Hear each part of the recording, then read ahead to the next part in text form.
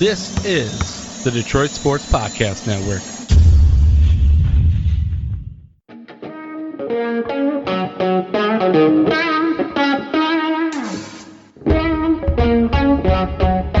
The biggest icon in podcasting.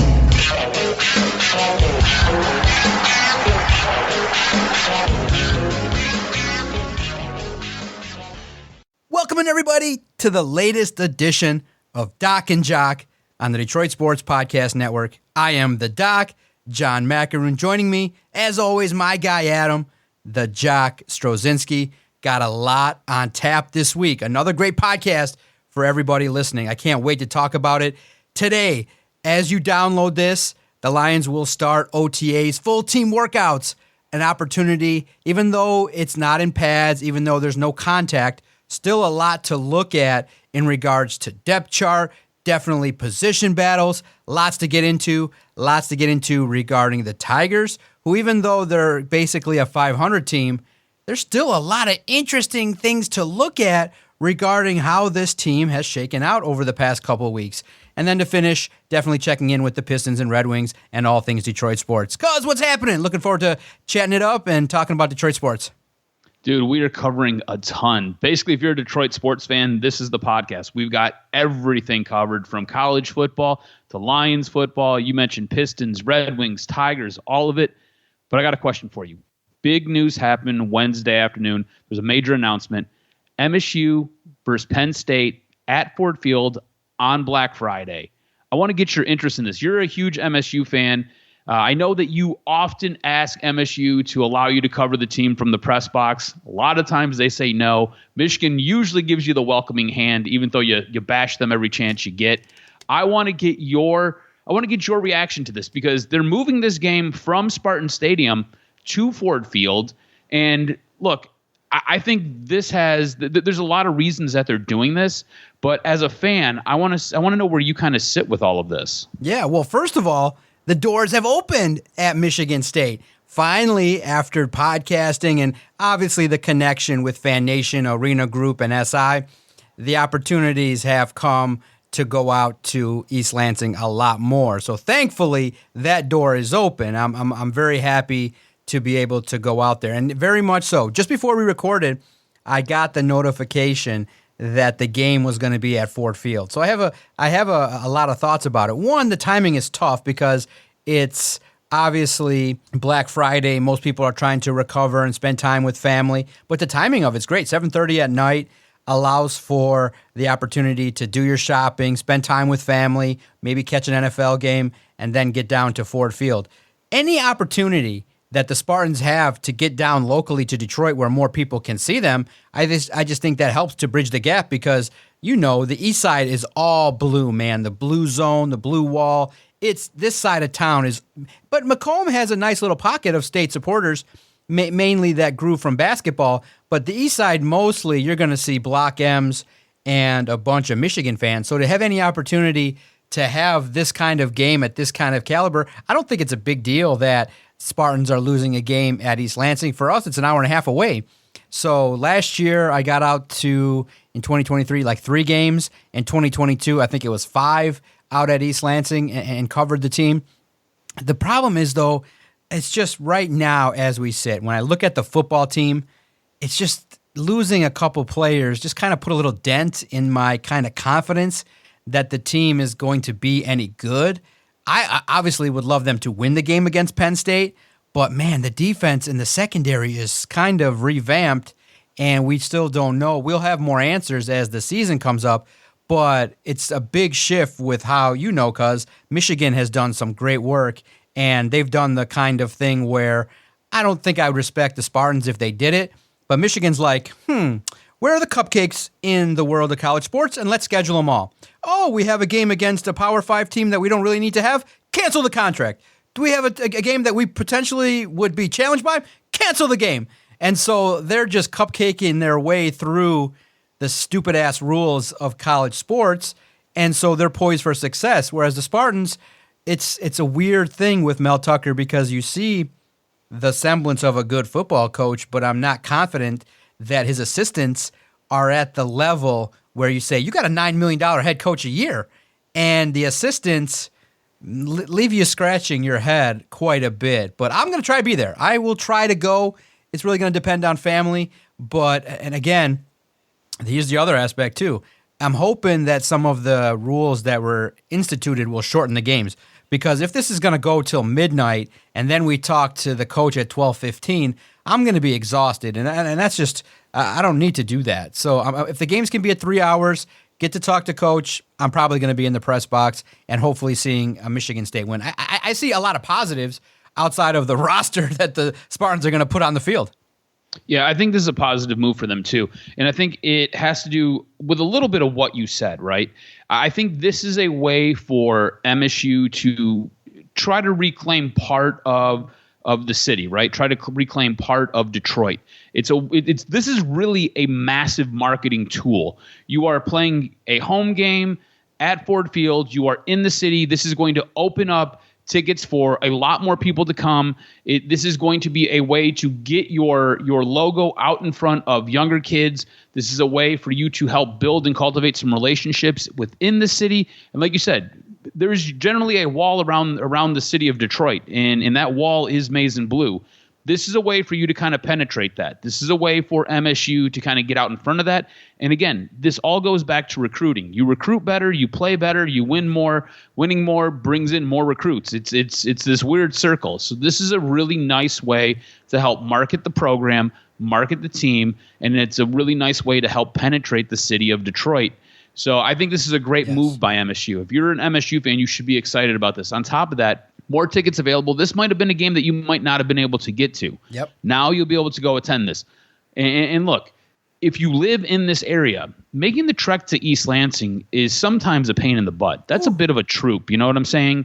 So this way it puts it right in your back door, puts it right down the street from you. You can now feasibly go attend this game, and it's not going to be a pain in the butt.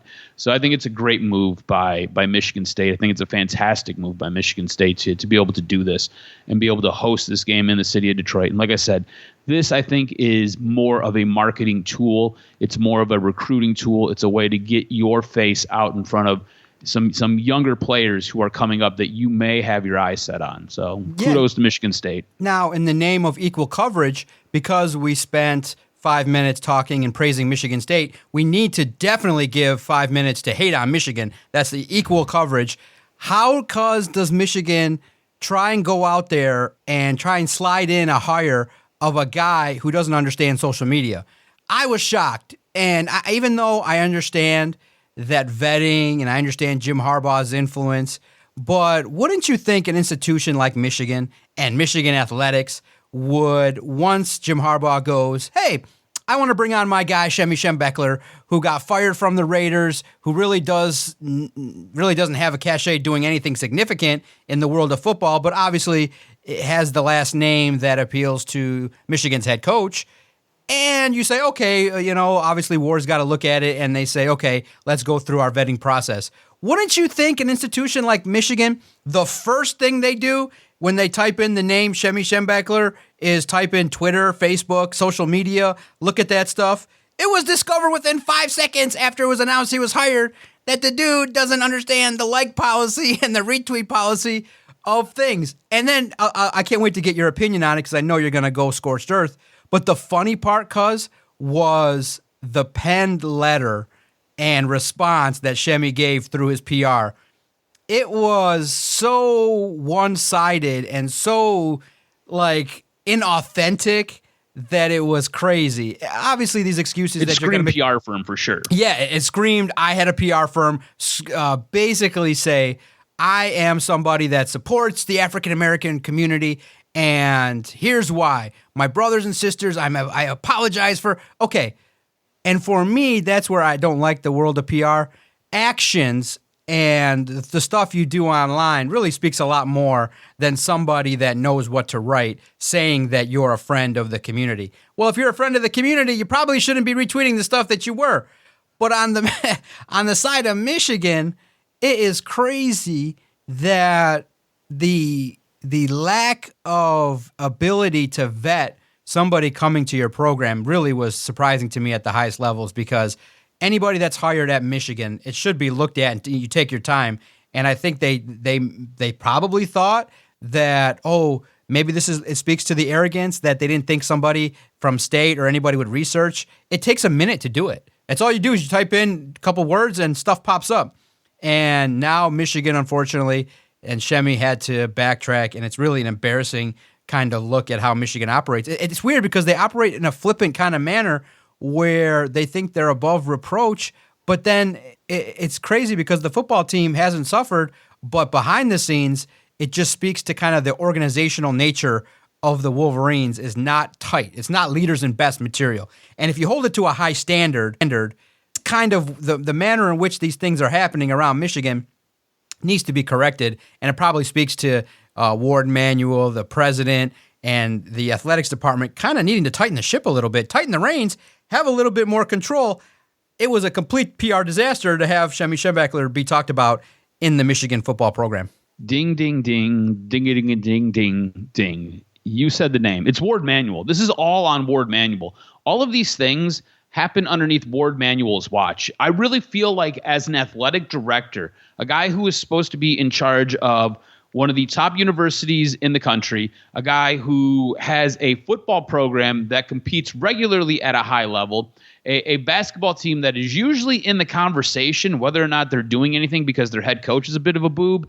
Regardless, they have other sporting programs like women's softball, men's lacrosse. They've got men's ice hockey. They've got a ton of other programs that generally are competing at incredibly high standards. And you've got this athletic director who seems to have his head in the clouds. Hey, Ward, this is not UConn. This is not Connecticut anymore. You are at a major university. Not saying UConn's not, but Michigan is heads and tails above UConn. UConn basically has men's basketball and they have women's basketball, and really that's about it. Michigan has a ton of athletic programs. And you constantly see these embarrassing missteps by the athletic department, whether it's hiring a guy who liking and retweeting out-and-out racist stuff, whether it's your head coach punching other head coaches in the face, whether it's your men's hockey team doing things that are illegal and break the rules that were set down during COVID by the NCAA, whether there is a ton of other stuff surrounding the program that you inherited when you stepped in, and just not handling things the way that they should be handled, not handling things crisply. This is as simple as vetting out somebody's social media. Like, honestly, if you have a Twitter account, all you got to do is just click on the guy and just kind of scroll a little bit. Just kind of read some of the stuff that he retweeted, read some of the stuff that he liked. Like, this isn't hard. This isn't brain surgery. On top of that, I don't know, maybe contact the team that just fired him. You know, maybe reach out to the Raiders and say, hey, why'd you guys let him go? What happened? What was it just kind of a change, like a philosophical difference, or was there something more? You know, just kind of maybe, I don't know, do your due diligence when you're hiring somebody. You know, it's just a constant misstep after a constant misstep. To me, I think the best analogy is this. You're in your backyard and you're trying to clean up dog poop, and you just keep turning around and stepping in it and tracking it across the yard. You're not really cleaning anything up. You're just smearing it everywhere. And this is what happens with Ward Manuel. He at no point really is out in front of anything. He's not out there really cutting anything off. And then he never really addresses anything. You can go as far back as when his car got we'll say borrowed by, I don't remember the Michigan basketball player's name off the top of my head, but borrowed by the Michigan basketball player. And then the police ended up finding it. That whole thing was just kind of swept underneath the rug. Nothing was ever addressed. Nothing was ever answered. It really seems like Michigan has these situations happen, and then they kind of run and hide from them, and then they just kind of try to casually sweep it underneath the rug and move on with whatever the next day's news is. It doesn't work like that. Like, at some point, you have to be accountable. And look, you can see this with the head football coach. There is no accountability with the athletic department in general. And again, it comes from the top down, and the top is Ward Manuel. Jim Harbaugh regularly holds this football program over a fire, wanting either a new contract, wanting a higher contract, playing this game where I might go to the NFL, I might come back, I might do this, I might do that. And in the end, it costs you recruits. it's embarrassing if you're a Michigan fan because your name is out there all the time. And it's like Jim Harbaugh's at it again. And like everybody knows what's going to happen. Everybody knows how this is going to play out. Jim Harbaugh is going to go over Ward Manuel's head. He's going to go to the president. President's going to sign the check. And then he's going to go back and he's going to coach. And then just to hit repeat and do it all over again. It's insane what has happened with this athletic department. It is absolutely embarrassing. It is constant misstep after constant misstep, and it all falls at the feet of Ward Manuel. He is the problem here. I don't know if they basically brought him back because he is a so-called Michigan man, or if he was actually qualified for this job. Because at this point, I don't believe he was qualified for this job. He seems to screw up easy things very regularly. And as far as Schembechler goes, Glenn Schembechler goes, I mean, what kind of asshole are you? Like, I don't even know how to phrase it more politely. Like, what kind of ass are you? You know? You getting the job that you got, if you feel that way, that's fine. Nobody can help you. You're a piece of trash. That's what it is. Okay? But I don't know, maybe help yourself. Go back and clean up your own social media. Go back and kind of clean other things up, or kind of take care of your own house.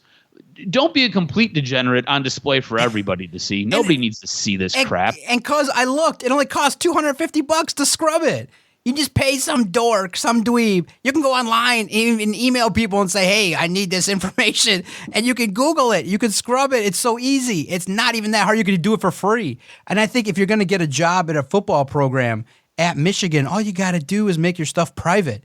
It takes a second. Nobody can see it anymore. And then you can just go back and say, I've grown as a person as a result of these things. But to have it outed this way, it costs people opportunities. And especially in this era, you just got to scrub it. You pay the $250, they scrub it clean. And then if it comes out, you just wait and you say, look, guys, I'm scrubbing my Twitter. Let's wait 3 weeks to announce it. You announce it, boom, and then you keep it moving. And you say, I've grown as a person. We've all made mistakes online, and we keep it moving because those things live forever. So it's just unfortunate. It's another, kind of. It's just it's irresponsible. Dude, that's all it is. One day, I should sit down. I should just kind of go back through the history of Ward Manuel and just calculate all of the missteps that he's had since he's been the AD of Michigan. It is unreal. He has to be a cat, or he has to be part cat, because it really feels like he's got 9 lives, man. Well, it's so true. Winning cures all. You get to the college football playoff, all these things don't matter. You lose 9 games a year, all these guys are getting fired. And this is where it's crazy in the world of college athletics, where the balancing act that Jim Harbaugh gets because he's gotten to the college football playoff 2 years in a row, that really helps. And so it's so true. Winning cures all, but they're nearing that line where it becomes a lack of institutional control. They're approaching it, and they're getting more and more negative press. But once the season starts, the sheer amount of positive press and soft scheduling just turns it all back around, because the wave of positivity will just now wash everything under the rug. But they do have to. They are getting negative press. They are getting people looking at their program. And so I think it's good. It's fair that people look at these things. And basically, you can't call yourself the leaders and best if you're going to conduct yourself in a manner that is less than the standard that a university like Michigan should have. If you're not going to let a college basketball player into your university because of academics, then how are you going to ask and bring on somebody that potentially would harm and really hurt the diversity situation you're trying to encourage at your university? So do better. But basically the theme of what Doc and Jock have talked about over the last couple of months is do better. If you're working and your job is in HR, do better. Your job is to vet people. Your job is to put things out. You want to be ahead of the story. You want to be ahead of the situation. I mean, Michigan could have downplayed this and said, yeah, we talk. I mean, literally, you could just bold-faced lie. We talked to Shemy about this, and he's going to be part of our diversity program. He's going with our football players to the Holocaust Museum, and he's going to be part of a bunch of trips to the African-American museums, and we talked to him about it, and we believe that this is an individual who's learned from mistakes and keep it moving. Instead, they totally butchered it, and now you move on from a guy that potentially could have done something with your program. But do better. That's the theme of what people need to do. Do your job better. plan things better, think one move ahead instead of being behind the eight ball. And you don't expect that from Michigan. But now maybe you do because of the way in which they conduct themselves. We'll see how they clean this up, and we'll see what some of the behaviors that take place and what actions go on from what happened at the end of last year with some of the athletes on the roster. So we'll see. We'll see how Michigan replies and responds. Cuz lots of good stuff going on with football. What are your thoughts now about the Lions? What interests you currently as the Lions peek into full team workouts? Yeah, so we've got OTAs getting underway here, and what I want to see is I really want to see these new offensive pieces. I want to see how they gel with a guy like Jared Goff. I want to see how Jahmyr Gibbs is going to connect with him. Look, we all understand Jared Goff is a quarterback who needs time with his weapons. He needs times with his running backs and his receivers and his tight ends. He needs to develop that chemistry with him. He leans on that. You kind of seen that last year with the way things played out with Jameson Williams. He really didn't have that chemistry. Jameson Williams wasn't really able to get on the field, wasn't able to really play catch with Jared Goff. Jared Goff really relies on that and has said so in multiple interviews.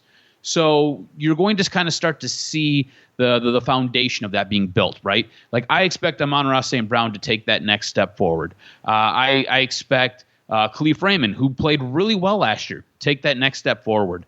Both Reynolds, the Reynolds twins. I expect both those guys to take steps forward. They have this relationship with Jared Goff stemming from last year and years prior. Now you're going to try a guy like Jahmyr Gibbs. What happens there? Does it come out crisp? Does it look nice? Does it feel right? You've got Sam Laporta who's going to get worked in. Then you've got this plethora of wide receivers, these guys who are drafted late and these guys who went undrafted that they're bringing in. Do any of these guys stand out? Are any of these guys able to capture a roster spot? And it all kind of starts now. It doesn't finish here, but it all kind of starts here. And do they build this rapport with Jared Goff, and are they able to kind of take it further and really establish themselves on this team?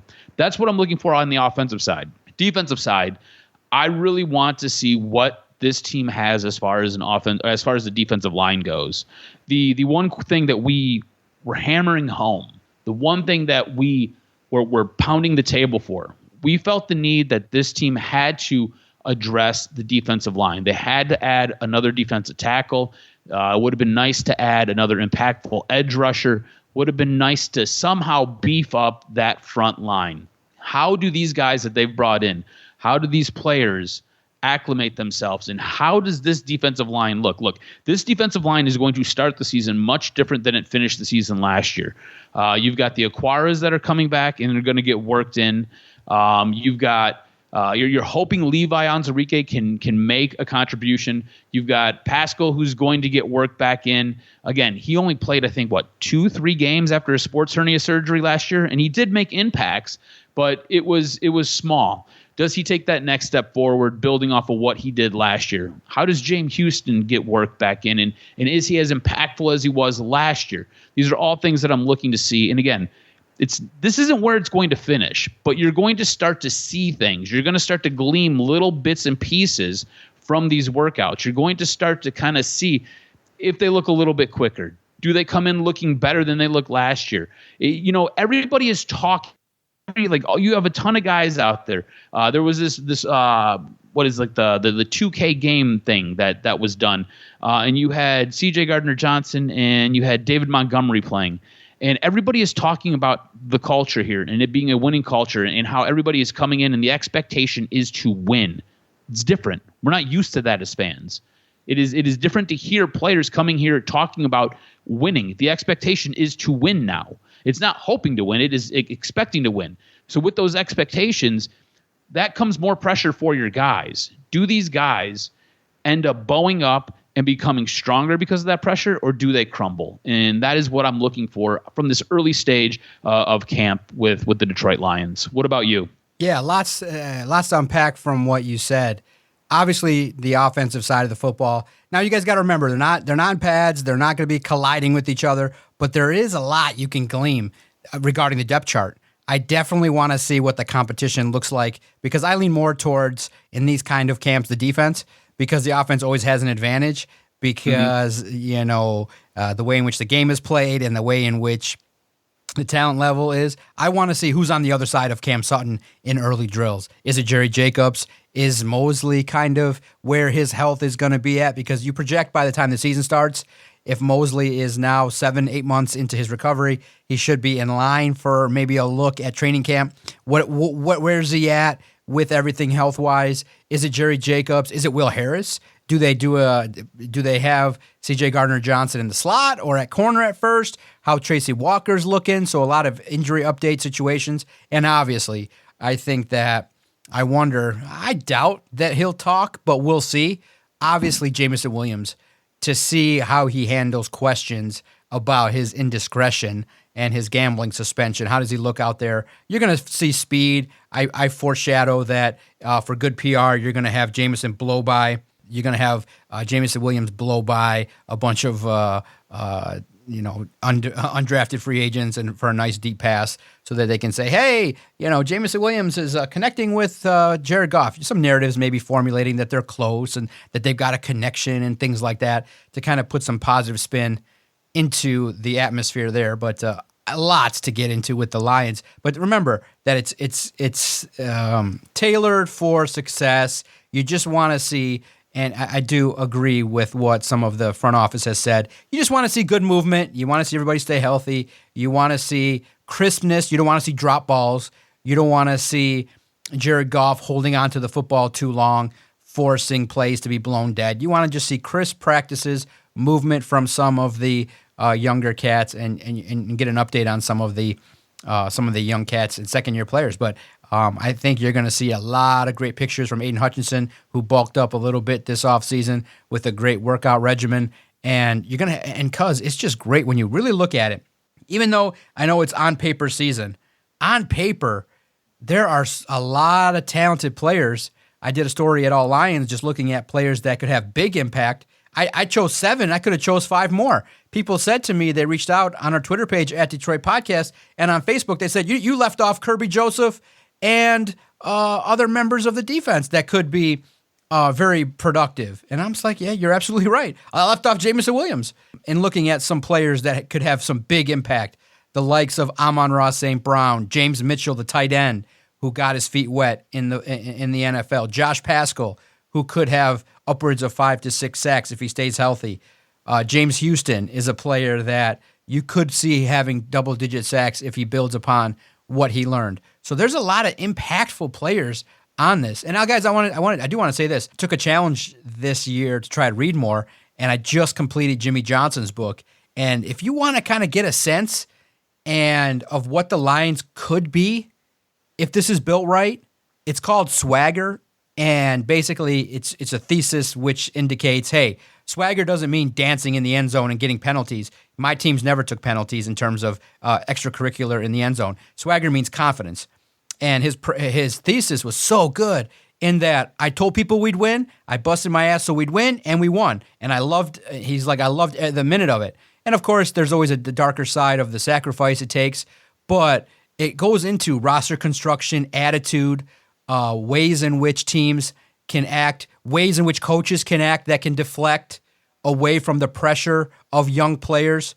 And it's a beautiful inside look that if you have a brain in your head, you can connect the dots that if Jimmy Johnson spoke to Sean Payton and Sean Payton passed this information to Dan Campbell, you could see the makings. If you had that quarterback, I don't know if it's Jared Goff, but if you had that Troy Aikman, you are looking at the makings of the 90s Dallas Cowboys. You have Jahmyr Gibbs. If you have David Montgomery, it's a combination where you don't have Emmitt Smith, but you got Jameson Williams, who's the Michael Irvin, and you have defensive players in the line of similarities to what the Dallas Cowboys did when they went. And it's an interesting way of looking at the Detroit Lions and how they act. It's not similar, guys. It's not 100% one-to-one relationship, but you could see how Dan Campbell has learned from the past and what he wants to bring to the table and how you take the pressure off of players and how you draft players that maybe people don't think you should be drafting. So I'm very fascinated to see how this football team also handles success and handles some of the hype. Do they go out there on the third day of OTAs and drop a bunch of footballs? Are they crisp? Are they into it? And that's what you want to see. And there's so much that you could glean from this team. look, one OTA practice isn't going to dictate much, but it's a good sign as we move forward. And the key will be minicamp. That's mandatory in early June. But it's a good sense. You're going to hear from some of these players. I'm curious to see who will be put in front of the media. I'm curious to see how some of these questions do start to get answered with the rookies, Broderick Martin, Brian Branch. God, where does Branch line up? And things like that. So it's going to be a fun day, and make sure you tune in to All Lions and Detroit Sports Podcast next week as we break it all down. I did want to get your sense because I know we have other things with the Lions too that we want to look at, but I'm a little disappointed because when special teams coaches come out and say, this is a rule that you guys are thinking about that we don't like, and it's universally special teams coaches and players are like, we don't want to have fair catches result in the ball being placed at the 25-yard line, and it initially fails. And then you have the commissioner pressing the owners 24 hours later to get this done, and then they're making the game pussified.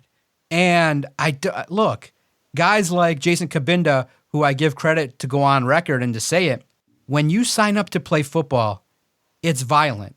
And I don't know if it's the fault of the players for suing and making it this way because now it forces the league to react and be ultra cautious. But I just find what they did in regards to creating this stupid kickoff rule to be insulting, to be stupid and boring, and to make it so that you have the small chance to make the game a little bit more violent because teams are going to work around it and maybe do squib kicks, which will induce more contact. Just leave it alone.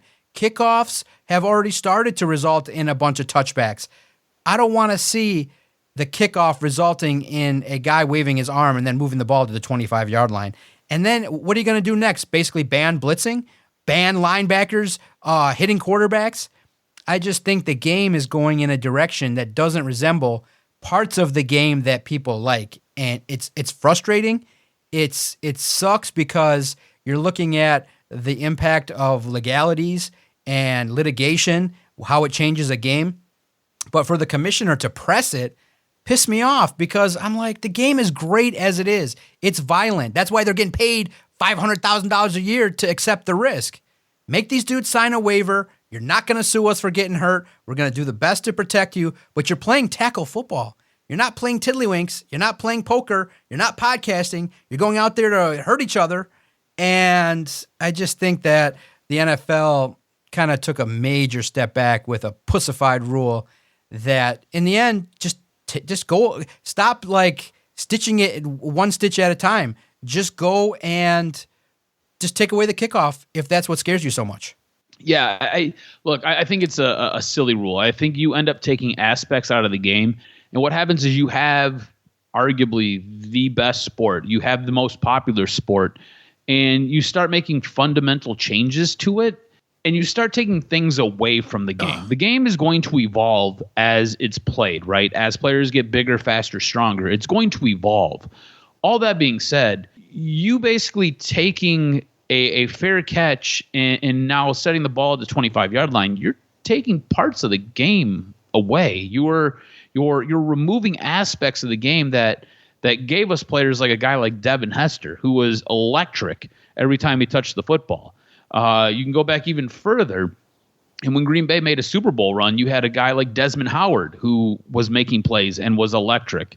So you're removing these aspects from the game, and I think that hurts the game. I think that hurts the longevity of the game. I get that you're guising this as health and safety and welfare of players, but you're really removing players from the lineup here. You're taking guys who have a specific skill set, and you're basically sidelining them, and you're trying to phase them out of the league is what is going to happen here.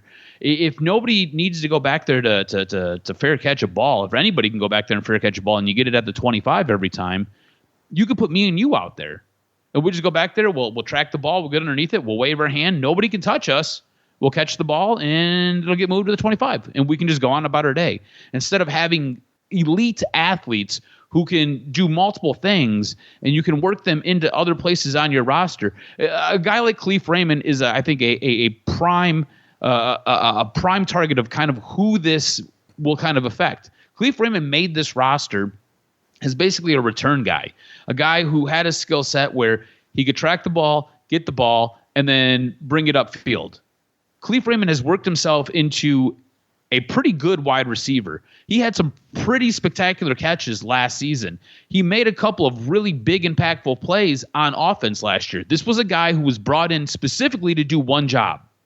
He did that job, and he learned the rest of the playbook, and he developed a relationship with your quarterback, and he got better. He refined his skills on the offensive side of the ball, and he became your third and your fourth option as a wide receiver. And don't discount a third and fourth option as a wide receiver. You need those guys. You have to have those players.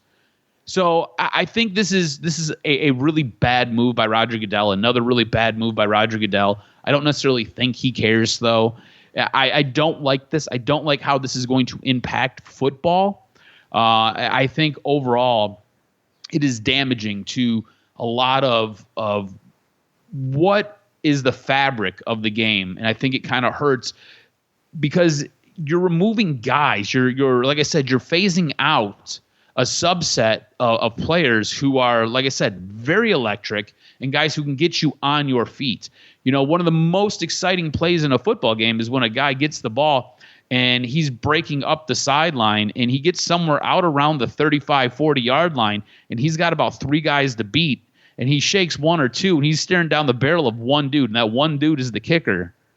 I mean, that's exciting. You're on your feet. You're like, he's just got to beat this one guy. And then whether he beats him or not, it's whatever it is. But that is one of the more exciting moments in football. And you're going to take that away. And that kind of pisses me off and irritates me. Yeah, it's tough. It opens a Pandora's box of what's next. What are you going to do next to make the game safer? So we'll see what happens. At a certain point, everybody's going to just play flag football. It'll be okay. Yeah. And so we always got to talk about Jared Goff. Everybody talks about him when you look at power rankings and you look at it. And in the book, Swagger, it was interesting because Jimmy Johnson said it. He looked at college sports, he looked at NIL, and he looked at the current state. And he said something that kind of made my heart sink a little bit, but I still kind of talked myself into positivity. But Jimmy Johnson said in his book, you basically, in today's NFL, you see teams, bending over backwards. But if you don't have an elite quarterback, you're fucked. And you see teams trying their best to get one, to look for one, to trade for one. But in essence, he's like, if you don't have one, you're in rough shape because of where the game is. And because you do have to realize that there are two or three out there that are in rarefied air. And yes, you can build a team around a quarterback. Yes, you can do those things. But the quarterback touches the ball on every play. And he's got to be able to handle things. Now, the plus for Jared Goff is in that Jimmy Johnson and others will say it's not the plays that you make, it's the mistakes you avoid. And he would take a quarterback maybe without the biggest arm, without the most talent, if they secured the football, if they didn't make the mistakes, if they were able to throw the football out of bounds and avoided sacks. Well, the problem with Goff is when the situation ramps up at the highest levels. And like I said, I don't want to it caught my attention, so I'm just here to relay the message because obviously I've said it here before. When Goff is pressured the most is when his ass hits the ground in sacks, when he drops the football, when the ball doesn't get out as quickly as it needs to. So just be mindful of that in the biggest of games. The Raiders game, the game against the Chiefs, the game against the Seahawks the next week. How does Goff look in the face of great defenses and pressure and opponents trying to stop him? Let's see if he does get the ball out quickly, if the rhythm can be established, because he's right there on the cusp. And it's crazy because the way I look at Goff is he's just good enough to win with, but you're not certain can you win the biggest of big games. You can win playoff games. I feel like you can win a home game at Ford Field. But can you win it at San Francisco when they're pounding you with Christian McCaffrey and supremely talented wide receivers and they get out to a 10-0 lead and what happens, and you need your quarterback to make a play. What happens? So we'll see. But the Jared Goff debate's always interesting. Do you see Jared Goff potentially stepping up to the plate? Because this is the year to do it. Bucky Brooks at NFL.com said this is the biggest make or break player in the league. It's Jared Goff, because after this year, he's got no guaranteed money. So he's got the contract, but the Lions can move on quickly after 23 if it doesn't go right. So they're in an advantageous position, but boy, you would hate if it was the quarterback and the defense that caused the most concern. Yeah, I mean, that would be a bit of a headache, right? And a bit of a head scratcher, especially coming off of the season he had last year. I think it's okay to be afraid that he might regress a little bit, right? If you look at what he did down the stretch last season, you just look at what he did last season overall. The guy threw 7 interceptions. That's pretty damn good. And down the stretch, basically from, I believe it was week 9. Yeah, from week 9, he didn't throw any interceptions. Like, this guy played clean football. He played outrageously good football from week 9 on. So that's pretty awesome. You can go back to week 7, and from week 7 on, he threw 1 interception. So this guy played out of his mind last year. I think if you are a fan, I think you can expect a little bit of regression from this guy. I don't expect him to go out there and throw 29 touchdowns and 7 interceptions only. I think it can be expected that he's going to perform well, and I expect him to perform well. But if he ends up throwing 11 interceptions, he makes, 4 more mistakes? I think you have a team where you have a defense now that is better than you had last year that can help offset some of that. I think you have a player in Jared Goff who understands what his role is on this team. And I think that's the most important part of all of this, right? I don't think Jared Goff feels like he has to go out and has to win every game. I don't feel like Jared Goff feels this added pressure where he's got to go and he's got to do more. He's got to make more happen. I feel like he's in a spot where he is incredibly insulated. He has a very good offensive line. He has a very dynamic backfield, and he's got some playmakers on the outside. Now, if one of those playmakers can get his gambling problem under control and maybe read the player rules and bylaws, that'd be really cool too. It'd be appreciated. But he's got enough guys on the outside that can do things and make an impact. So I think with Jared Goff, it's really just reading the play. It's trusting that offensive line and getting the ball to the guy who's going to make the impact play on whatever play that is. And just don't throw it into bad spots. It's just trying to read the defense correctly. I think you've got a guy who is a few notches above a game manager, but he's nowhere near this elite take control of the game type quarterback. And I think he recognizes that. I think he is self-aware enough to understand where he falls as far as being a quarterback goes. All that being said, I think he's one of the best quarterbacks in the NFC right now. So whether that tells you that the NFC is weak or not, or the quarterbacks are weak in the NFC, it's what it is. I think with the team he has, he plays into this team. I think this team is basically built for him, and it is a prime situation for him to excel and to succeed, and I expect him to. I do not expect him to have the season like he had last year, though. That being said, I do not expect him to go out there and only throw 7 interceptions. And I think he fumbled the ball maybe once or twice. I do expect him to go out there and have a hell of a year. Give me 1 second. I can't wait to see it, man. It's getting close. I know a lot of the talk now is about hype and things like that, and you get both sides of it. You get those saying the Lions are overhyped. You get those saying that's the greatest thing ever. But this football team can win games. They know how to. The early schedule is great. If you can get out of the first 2 games 1-1, you'll be in great shape to move forward. And there's a lot of high expectations, and I think that's the best spot to be in. And I'll put it to you this way. But the good thing is with the Lions is that they didn't have success last year. They got to 9-8, but they didn't make the playoffs. They know that feeling of being disappointed, and they don't want that again. But I'll ask you this: what's tougher? Is it to climb the mountain and be able to try and get there? Or is it tougher when you've had that success and you have all these people talking good about you to try and sustain it? And I think the Lions are in a delicate spot because they did have success. They did go 8 and win 8 of their last 10 games, but are they as hungry as they need to be? They did not make the postseason. I think that will be hammered home. I think the players did feel the disappointment of not getting there. But do they rest on their laurels? Do they think that they've done enough? Because it's going to take – it's crazy. Look how much it took for them to go 9-8. That's the crazy part. People are starting to say, look, we've never seen a football team be talked about as a Super Bowl division contenders that went 9-8. Look how much it took. And I don't see them regressing, but I could see another 9-8 season. It's tough to win in the NFL, and you realize that now you got to raise your game just another 20% because your opponent is going to raise their game another notch, knowing that they're going to be in for a fight. So we'll see how the Lions handle success with many people projecting them to get double-digit wins. And it starts in the offseason. And so far, so good. It's been a decent offseason, and I think that the team has a bunch of impactful players that can make plays. And we'll see how it all fits together because it's not the same team.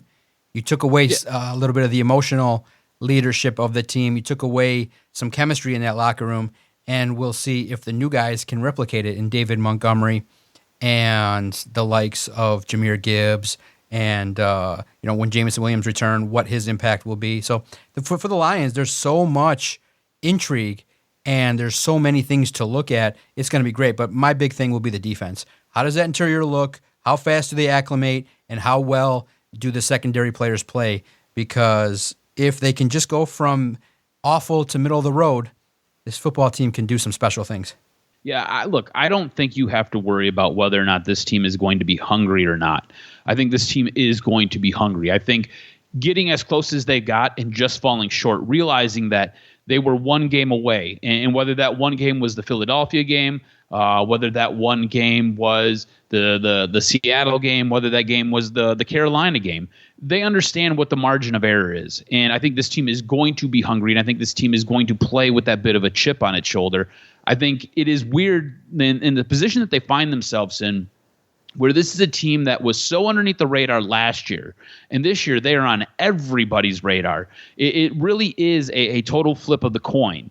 And I think it's trying to manage and deal with those external pressures and those external expectations and being able to produce. I think that's going to be the hardest part. I don't think it's going to be trying to find the wherewithal to stay focused, the wherewithal to win games, and the want to win games and the drive to win games. I don't think that's going to be the issue.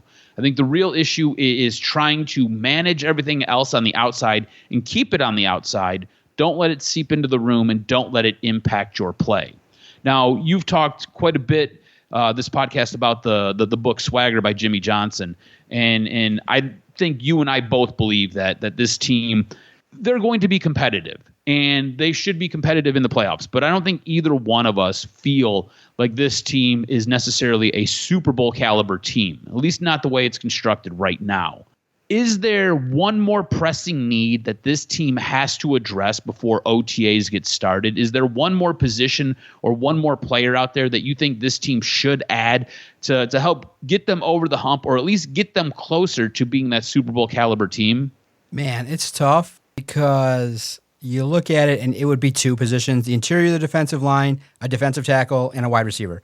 But you do have the pieces to make it up, where you look at Covington, the player that's brought in, you look at Josh Paschal, you look at Buggs and Kaminsky, and you say, okay, what can these players do? And then you look at the wide receivers the Lions have. It's a patchwork effort, but you realize Laporta and Gibbs can step up and kind of take some production that would have been lost from Jameson Williams. I just think that the moves that I'm talking about bring them to where they can compete with the Eagles comfortably, because I think most people would be uncomfortable facing the Eagles at Philadelphia with the lineup that they have. And you recognize, yeah, they could compete, but could they go toe-to-toe, mano-a-mano, all game long, 60 minutes?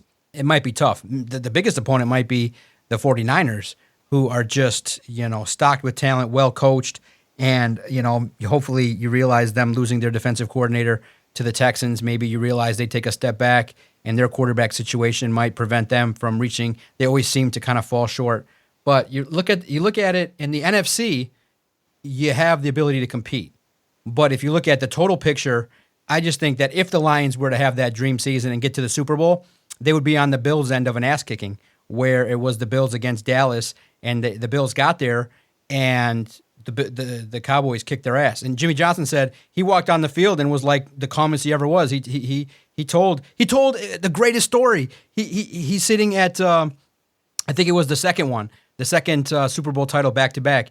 He's sitting there at a Super Bowl event with the Bills owner, and he's smiling. And because Jimmy Johnson had made a guarantee about the NFC title game, the Bills owner, Ralph Wilson, looks to him and goes, "You going to make another guarantee?" He's like, "I'm not going to say it publicly, but we're going to kick your ass." And they went out and did it. That was the game where they started off slow, and I think they ended up winning 38-10, and it was not even competitive in the second half. And that's the swagger that Jimmy Johnson had because he knew he had the team. He knew he put in the work. And he told it to the Bills owner right to his face. He's like, "I'm not going to say it publicly this time, but we're going to kick your ass." And I don't think the Lions have that in their repertoire yet this year. But one more draft, and you get a couple more impactful players. That's when I think Brad Holmes will indeed go out and find the 25-year-old pieces that I think he'll do one of each. One player on offense, one player on defense that you would consider high-end. Hey, this is our guy. And then you take your chance. So we'll see. We'll see when they start doing it. But they don't believe yet. You and I might believe it, but they don't believe yet that they're one player away on each side of the ball to compete. So again, you and I are in win now mode. The Lions are in the build the right way mode for sustained success, which the Cowboys were able to do by loading up and drafting and building through the draft. So I can respect Brad Holmes saying, we don't want to just build a one-year Super Bowl team. We want to build a team that potentially could do it year in, year out, and let's see if we can do it. So we'll see. It starts this year. This is the year where the Lions could potentially have the Dallas Cowboy year when 91, where they had a good team. It was young. They go to Detroit on the road and they get their ass beat, and then they regroup and become the team of the 90s. So we'll see. And so that's why if the Lions do indeed go to the playoffs and get their ass beat, I will be writing it and saying it that, look, it's not all that bad. They got there. Now the next step is to win. Yeah, I mean, I think this team has pieces, right? I don't think they're Super Bowl bound this year, but I do see it on the precipice. And I think if you're a Lions fan, right, it's uncomfortable. You're not used to this. It's one of those things where it's totally new for you. So I think this year will tell us a lot, right? If Jared Goff comes out and he plays very similar to how he played last year and gets his team to the playoffs, I think you kind of understand what your quarterback situation is going to look like, whether you like it or not. If Amon-Ra St. Brown comes out, takes a step forward, if you get a lot of production out of that defense, that revamped defense, and maybe Jack Campbell becomes your starting linebacker, I think you're kind of starting to see the telltale signs of what this nucleus of a team is going to look like. And then I think you're right. It's adding 1-2 more guys, maybe going into next year's draft and getting those impactful players, those guys who kind of put you over the top. But I think you and I both agree offensively, this team has a very video game-esque offense. It's going to be fun. A ton of talent all over the place, whether it's along the line, whether it's in the backfield, whether it's out wide, whether it's the tight ends, even the quarterback is talented. You've got a very video game-esque offense. You need a hard hat lunch pail type of defense, and I think this season's going to tell us what we have as far as our defense. So it's going to be very exciting if you're a Lions fan. Yes. Now, with our remaining 10 minutes, we do want to touch on a couple issues with the Tigers and the Red Wings. I did want to say this because we definitely gave Javi Baez a bunch of crap regarding the way in which he played. But sometimes you realize that a sentinel moment needs to happen between management and a player to maybe snap somebody into reality. And I think that Javi Baez realized that, you know what? If I turn it around, it's only going to be to my advantage. I then have more cards and more opportunities if I want to opt out to get a contract that might be worth more than what I got. And I think him getting talked to and benched after his mental error really put into focus that, hey, I need to get my shit together, that I can't just show up and not be extra motivated. That's what it takes. That's the difference between, and again, I'll reference a great leader, a great 2-time winning Super Bowl head coach. And he says the detriment of great is good. Is that sometimes when you're good, you're okay. You rest on your laurels. But what you need to be great sometimes is just that little bit of extra focus, that little bit of extra fire in your belly that, oh shit, I literally embarrassed myself in front of the whole world. And as a result, Javi Baez has been the player that maybe is the guy that was a better fit for Detroit than Carlos Correa, who's kind of taken a step back this year. Javi Baez has played well, and he deserves some credit. He's, single-handedly, along with a couple other young cats on the Tigers, basically the chunk of their offense. And he's got clutch hits, little bit inconsistent on defense, but deserves a little bit of flowers for the fact that he turned it around, didn't sulk, and has actually been the player that has allowed the Tigers to kind of put together at least a 500 season after a shitty start. Yeah, I think everybody and every player sometimes needs that bring you back down to earth, that kind of setting your focus and getting you right again. And I think his benching was that. I think his benching reverberated through the rest of this team. I think him getting sat basically told players what the expectation is. And I think going into that, there was kind of this laissez-faire attitude. There was kind of this lax attempt at being a pro. I think him getting benched sent a message to the younger players and sent a message to the older players. Like, you're just not going to show up. You're going to show up and you're going to compete. You're going to show up. You're going to do what's asked of you. You're going to do your job. And I think that he has responded incredibly well. He leads this team in RBIs.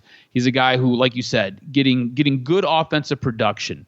And I think the big concern with him was, what does he do when he's at the plate? Is he going to strike out? And yeah, he still strikes out quite a bit.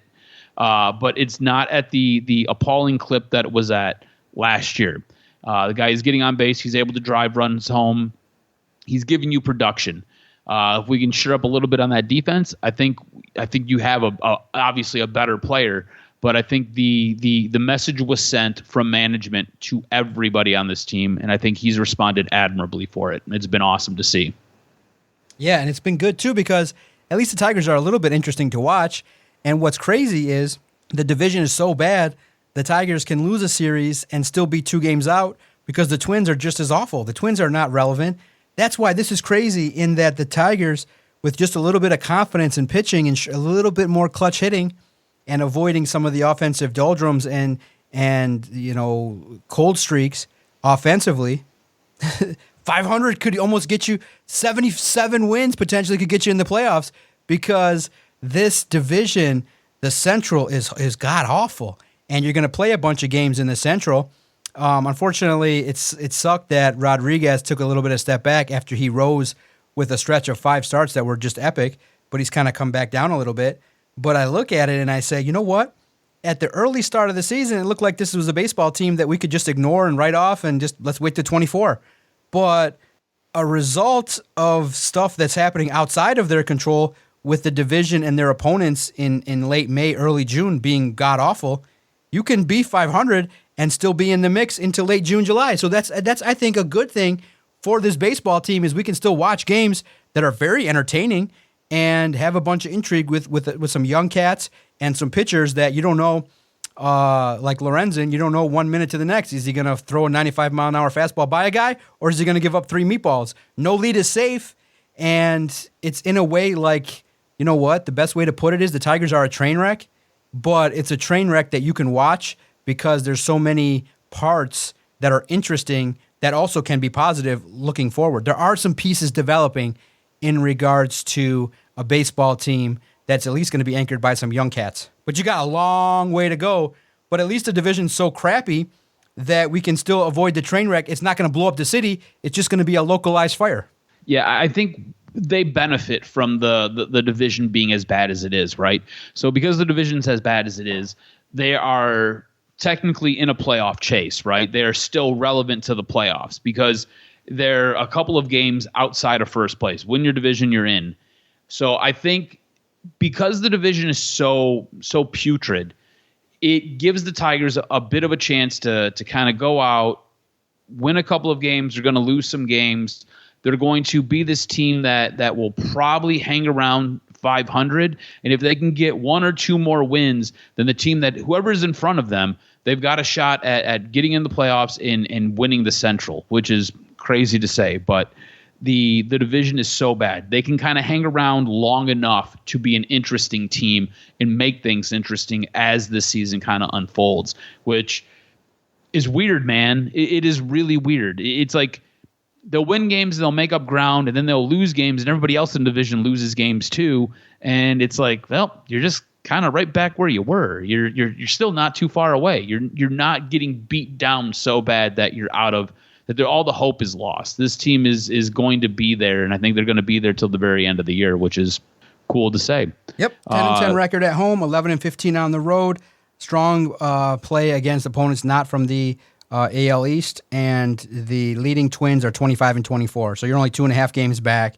You have an opportunity to play crappy teams like the White Sox and the Kansas City Royals, and hopefully you get the victory in this series against the Royals, and then you can kick off a nice series against the White Sox where you can destroy a team that's below 500. So we'll see.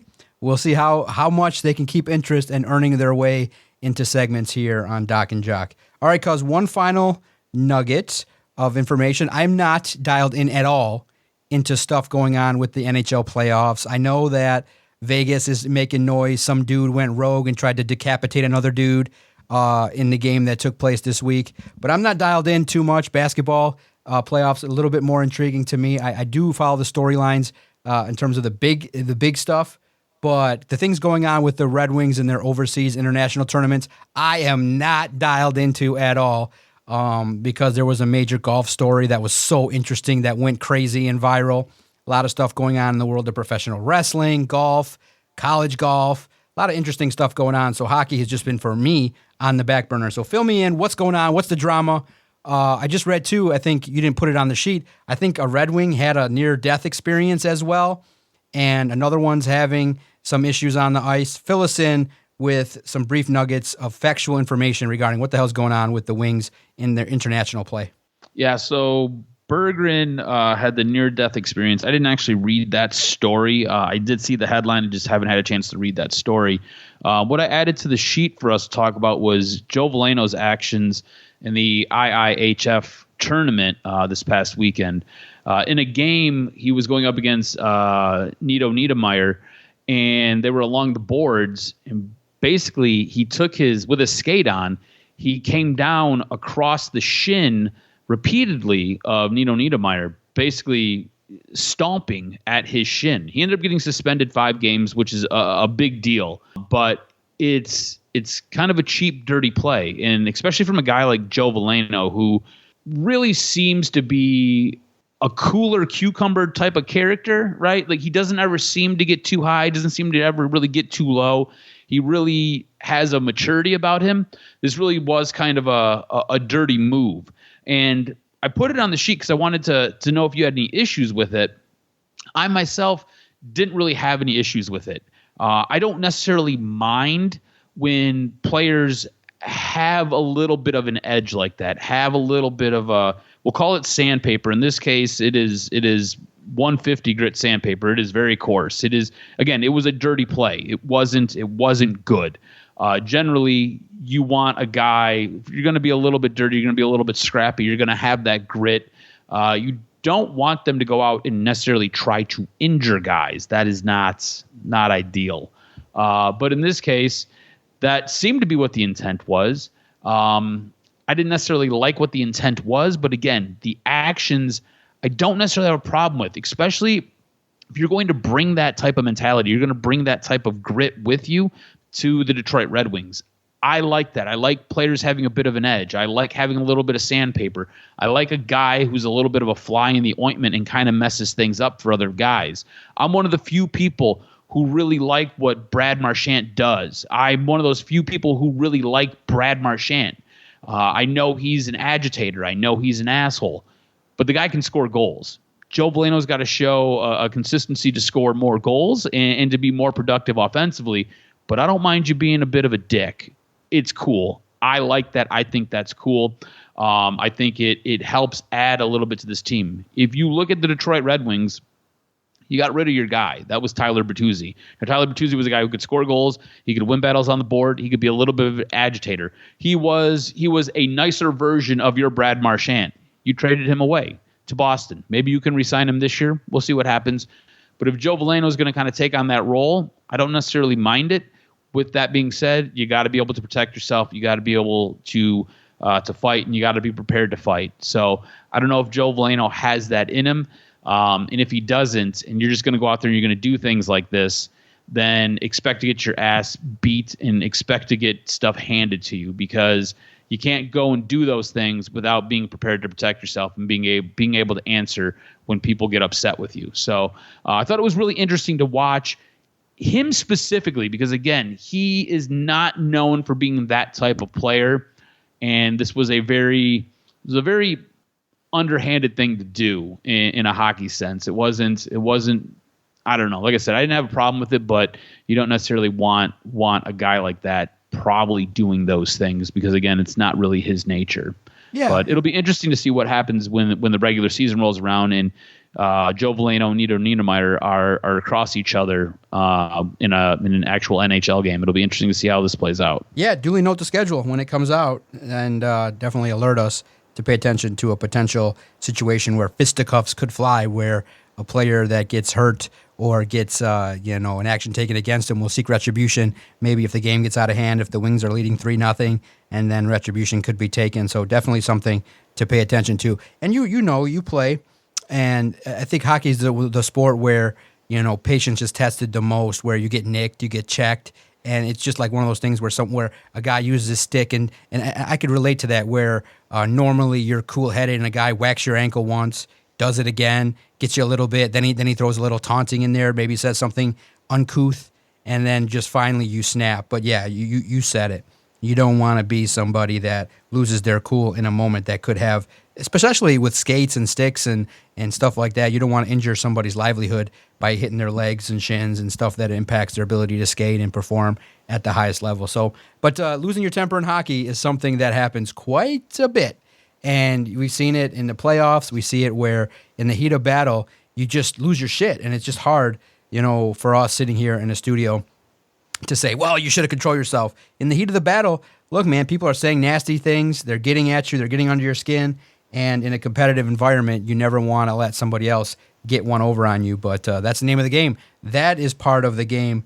That is the one of the determining factors of what makes somebody good versus what makes somebody great. Is when those moments do pop up and you're losing your shit and things aren't going right, do you maintain your composure and don't take the 15-yard penalty or don't get the game misconduct? So we'll see how it affects a young player, but youthful indiscretions always are going to happen, and especially in the sport of hockey. And it's very interesting. I'm going to check it out, and we'll see what ends up happening. Something to note for the future in the NHL. Make sure you follow Adam on Twitter at AdamRSJROZ. Follow the network at Detroit Podcast. If you've agreed or disagreed with anything that you've heard, hit us up at Detroit Podcast. Always love the banter, love interacting with those that are listening every week and checking in with information, especially those overseas. Shout out to our overseas listeners as you guys continue to fuel our momentum and make it fun to bring you Detroit sports coverage. Anywhere that you listen to your favorite audio content, as you guys see now, big radio stations forming networks, podcasts galore. It's been fun to be at the head of the table and one of the early presenters and broadcasters of Detroit sports in the audio podcast realm. All you got to do, like everybody else, type in Detroit Sports Podcast. Anywhere that you find and enjoy listening to podcasts, you type it in, our nice, beautiful logo submitted by a great listener. We have it, and our audio content will find you each and every week. Cuz that was a great hour. Best hour of the week. Always enjoy catching up. Lots of information this week. Lots of interesting things that will happen in the next coming days. And make sure you stay tuned to DSP for your Detroit sports coverage. Thanks, everybody. I can't wait for next week for the latest edition of Doc and Jock.